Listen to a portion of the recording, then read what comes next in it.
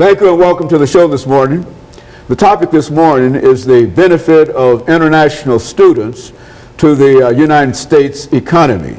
And we have with us to talk about the benefit of the United States economy to the fact that international students have selected some of the universities and colleges in the United States to attend, that this has a tremendous impact upon the economies of many areas. And of course, Dr. LMadu, let's have you to start us off by talking about some of the things that you believe to be important in reference to this topic. Well, this is a very interesting topic, and at this particular time, when several schools are trying to become more internationalized, this is an appropriate time to, discuss the impacts or the pros and cons of having foreign students in our midst. There's some misinformation about really the economic impact or the benefits of having international students in schools or in this country. Most people think, well, these students, they just come in here, get all the scholarships and all the goodies, and they don't bring anything. They just come to benefit from our country and go. But the opposite, is quite the truth. In the last fiscal year, international students contributed $20.2 billion to the U.S. economy. $20.2 billion to the United States economy. Exactly, $20.2 billion to the U.S. economy. Out of the $20.2 billion, direct tuition, school fees and other things for the students alone contributed about $19.7 billion. Then expenses from their dependents. A lot of these foreign students have wives, children, cousins, nephews who are with them. So also they spend too. That added another about 300,000 again from 300 million from the dependents. Add the two, it gives you $20.2 billion in economic benefits to the United States. Tennessee benefited 158 million. In the state of Tennessee alone? The state of Tennessee alone, $158 million, from international students. International students. Exactly, from international students.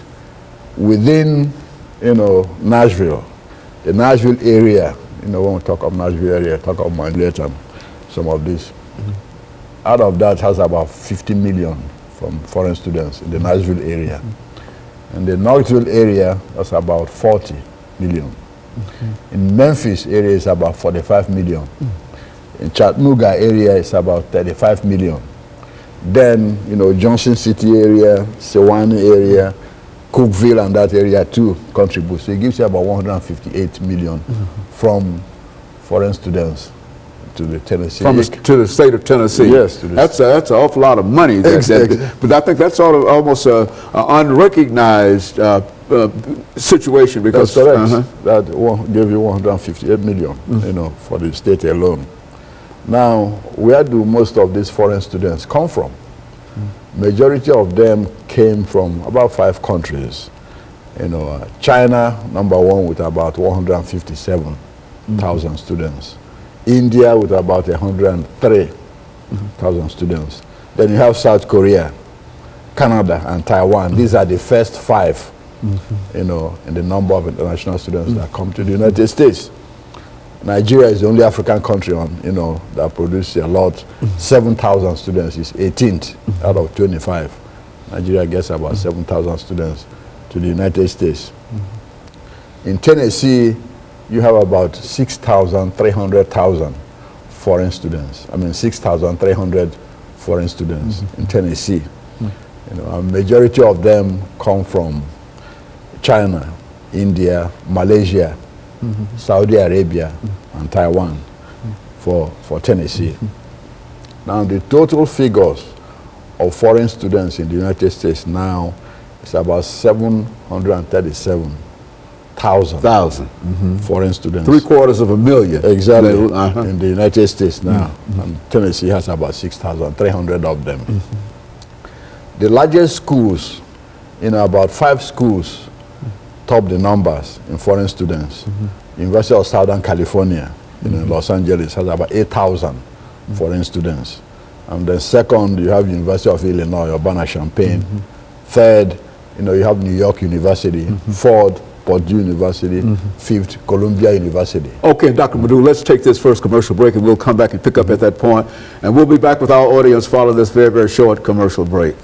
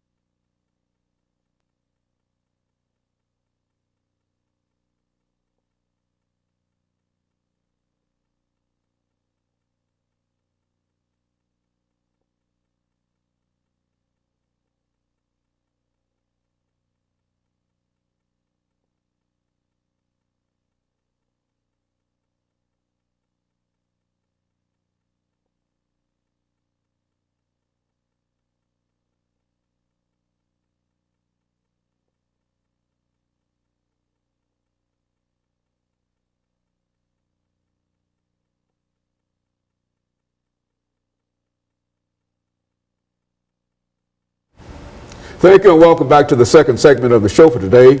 The topic is the economic benefit of international or foreign students to the economy of Tennessee as well as the United States. And of course, Dr. Madu has given us quite a bit of information in reference to that. Dr. Madu, let's pick up where we left off, because I think some of the figures that you're given are very, very intriguing, and probably some figures that we never thought about before. Go on and talk about it from that perspective. Yeah, like I said before, the 5 countries,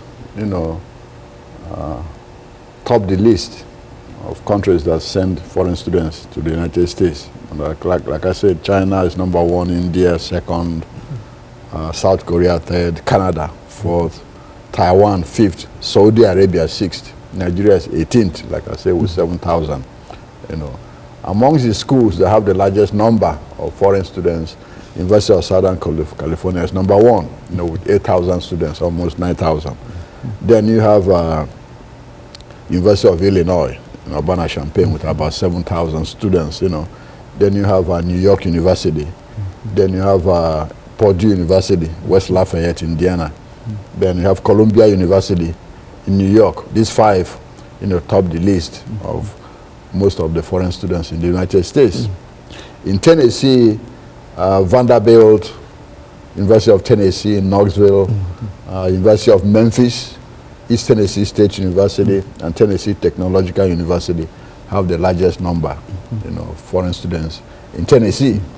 And like I said before, 4 or 5 countries produce most of the foreign students in Tennessee. China, India, Saudi Arabia, Malaysia, Taiwan, most of the students here. Tennessee State University has about 159 foreign students. UT and Vanderbilt over 1,000, each. Last, this fiscal year, from what I saw, TSU alone pumped $610 million, into the economy. Just foreign students alone from that? No, just the whole university pumped about $610 million into the Tennessee economy. And out of that, about 5 million really is from foreign students, tuition and you name it, every other thing. So it's not insignificant. Not at all. Like most people think. Now, the states with the largest numbers of foreign students, California tops the list, number 1. New York comes next. Texas is 3rd. Massachusetts is 4th. And then Illinois is 5th. On Wyoming And Vermont has the smallest numbers, with about 1,000, you know, in their states. And of course, because of, you know, the weather and where they are located, where they are, all that very good. Contributes to a lot of those things. And you can see that most of the students, foreign students, are concentrated in states, you know, in states that have large urban areas, you know, and it's no coincidence because most of these universities are located near all, you know, large urban centers. Large urban centers. So most of them are concentrated there.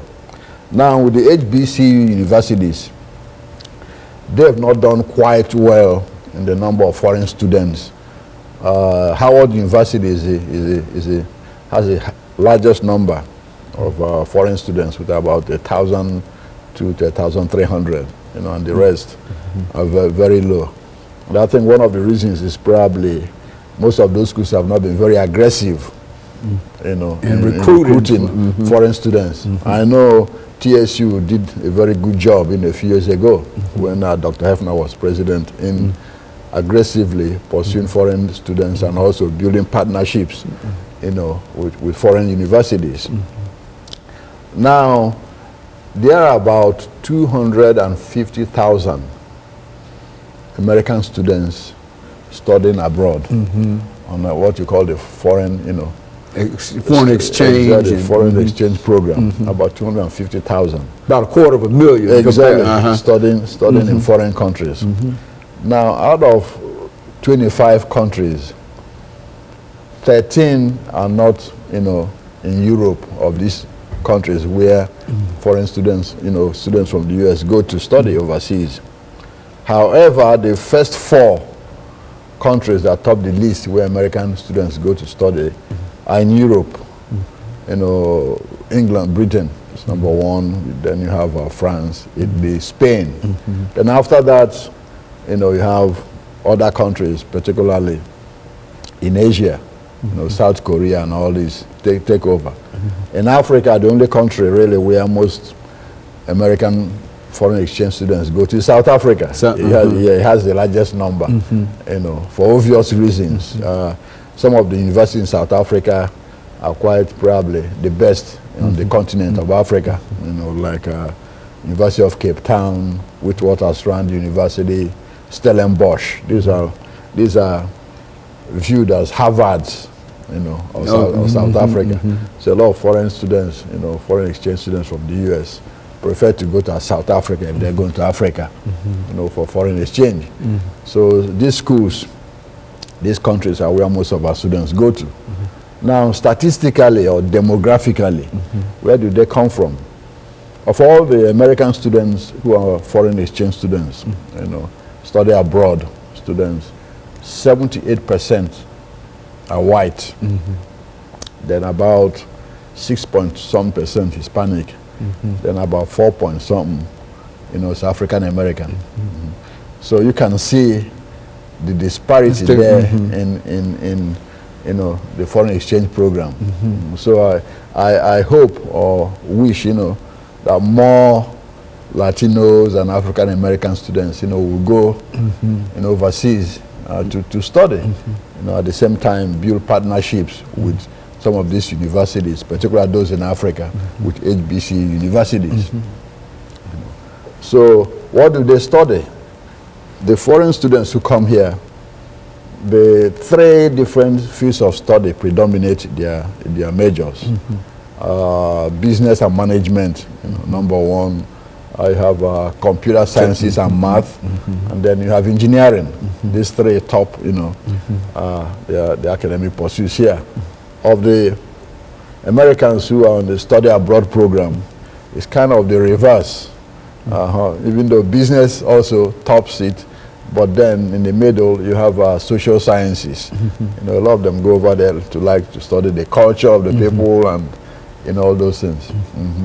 So it's very important, you know, to...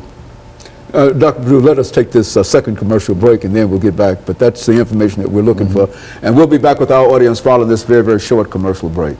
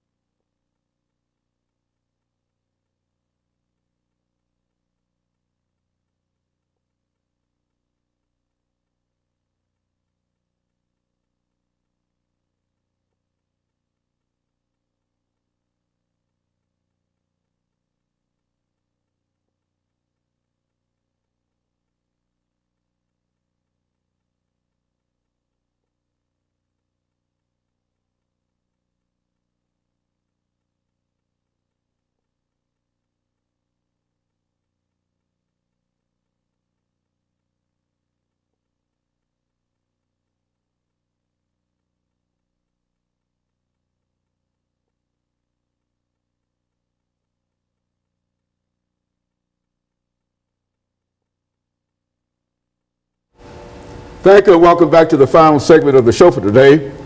The topic is the economic benefit of foreign or international students to the economy of the United States and especially the economy of Tennessee. And of course, Dr. Madu has given us some very, very interesting information in reference to that. Let's continue our discussion, Dr. Madu, in dealing with the numbers that you're dealing with here. Yeah, and like I said before, you have 250,000. So, foreign exchange program, students going overseas to study from the United States. That's a very large number. That's the largest number really of any other country sending students abroad. Some people might say, well, it's a small number, but it's not. Even if you look at the statistics I gave you, China, which has a population of almost over 1 billion people, has 100 and some thousand students sent to the United States. Then compared with about 250,000 American students going outside the country, even though they're not in one country. But, if you look at it statistically too, you find out that there are more Chinese students studying here than any other country in the world. There are more Indian students studying here than any other country in the world. So really this country attracts more foreign students than most other countries. So that's very important and significant. But like I said before, where I find some problems, in terms of our foreign exchange program from this country, is that it seems we are not encouraging more of what you call the so-called minority students to participate in these programs, either because of economic reasons or because the administrations in those schools have not seen it fit, to pursue, these programs, or lack of information. Any of those factors, will play a significant role. But like I said earlier on, TSU did a very good job a few years ago in getting foreign students here and building partnerships with foreign universities. Vanderbilt has always done that. That's why I have more foreign students there. And like I said about the benefits, the more foreign students you have in and the more exchange students you send out, the more the school benefits economically. Because a lot of these foreign students pay almost 2-3 times the school fees of, Oh, so generally there's probably a different fee assessment in terms of foreign students. Would that be correct? Absolutely, absolutely. In some schools, the foreign students pay 2 or 3 times what the average student from that state, the intuition, pays. So that's very important. That's why a lot of schools want them to come, because their school fees alone, balances the budget. A lot of the schools who are having some financial problems, even today, are those who've lost significant number of foreign students. Yeah, because, for example, after 9/11, with the attendant security crackdown, visas and all this, from 2002 to 2005, there's a significant drop the number of foreign students coming to the United States, particularly from the Middle East, Saudi Arabia, Turkey, Egypt. They found it harder, and also like countries in Africa, Nigeria and the rest, find it harder for students to get visas here. Within those 3 years, when all these security measures were being implemented. So as from 2006, 2007, it started rising up again. So right now, more foreign students are coming in than before, after 9/11. 9/11, everything went down. Everything went down. And so a lot of schools started having economic problems because they started losing, a whole lot of students that helped them balance their budget. And so in real sense, you continue to say that, so it's just that much of an economic impact on these institutions themselves. That's correct. Absolutely, absolutely. It has significant economic impact on those institutions themselves. The larger the number of foreign students, the more money, that comes into, the school. And like I said, add the expenses from the, dependents and all that. So it's a significant chunk some schools, their budget. In fact, they might make up half of some schools' budget. I mean, okay, for example, a school like University of Southern California that has about 8,000 foreign students. Now, add their school fees and all that, that's a whole chunk of that school's revenue. Remove those 8,000 students, there will be severe economic problems in that school. So a lot of schools started having problems between 2002, 2006 because of the slump. Cut back on exactly in the students coming in here with visas and all that. So to a lot of people, they did not understand, the need for foreign students. But when somebody explains these benefits to them, they realize what the role played by these schools in generating income for these schools where they are located. Now they have some benefits themselves too, So, but overall, the foreign students are not yet milking anybody. They are putting back as well as getting like everybody else. So it's very important, to understand that role that they play here. Now you say that perhaps if some of these historical black institutions of higher education start perhaps recruiting more aggressively for foreign students, that they might be able to really increase their own budgets. Is that what we're saying? Absolutely, absolutely. If they aggressively recruit, foreign students, particularly from Africa, that would undoubtedly increase the budget of their schools and in other ways and enrich the schools. Like I said before, FISC has about 25, foreign students. And those foreign students really pay much more than the average student would pay for tuition, room, board, and everything else. Absolutely. So that's a lot of money, But do you find that any of these institutions have problems in perhaps charge? And I know that some institutions charge what they call out-of-state fees for state institutions for students who live out of state. But do some of these institutions find any problems with charging all of these fees for these foreign students? I mean, is there no conscience kind of thing involved with it? They simply see it as a good piece of money? Well, it's a good piece of money. They have to keep the school afloat. They have to pay their bills like everybody else, water and electricity and all that, and pay the workers. So they have to make money somehow, while maintaining the institutions. So foreign students is one way that schools, make a lot of money now and balance their budgets.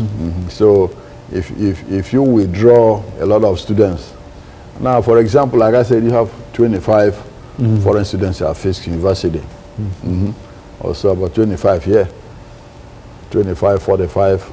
Remove 10 or 20 students from there, you have trouble. That's a whole That's a couple of salaries of something. That's correct.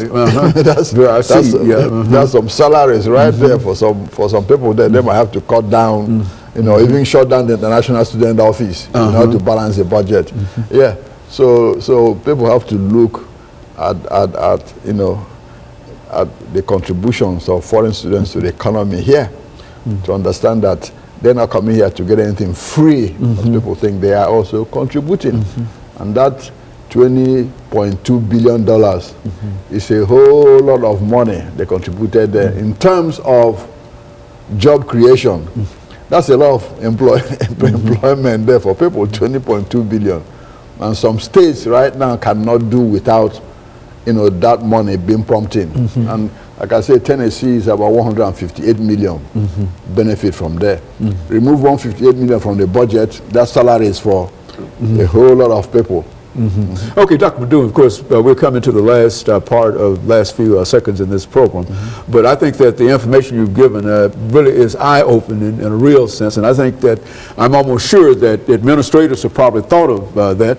And of course, we'll be back with our audience next week for another informative edition of Comments. Thank you and good morning.